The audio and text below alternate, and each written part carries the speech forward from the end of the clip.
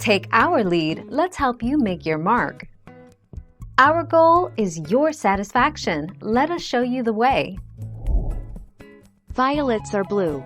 Though we see violets used less frequently than roses in a Valentine bouquet, they are forever associated with one another in these verses. Meanings of modesty, faithfulness, humility, and simplicity are embodied in the delicate violet, and it holds the answer to the bold statement of the red rose.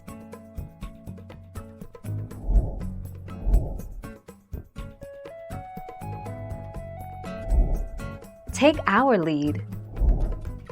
Translated from its original French, the violets are blue, the roses are red, the violets are blue, I love my loves.